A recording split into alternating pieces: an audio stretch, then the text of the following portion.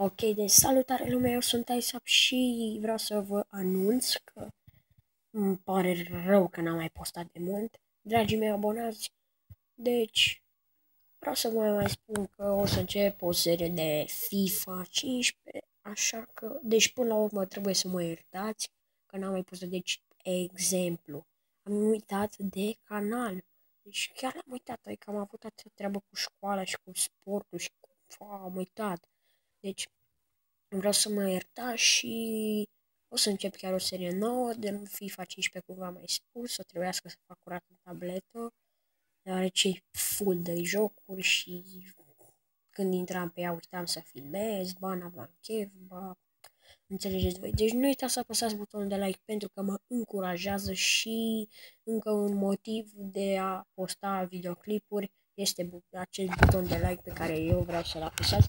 Deci da, vă mulțumesc că ați urmărit acest videoclip, așa că apăsați butonul de like și nu uitați să nu mă dezamăgiți. Cum v-am dezamăgit eu.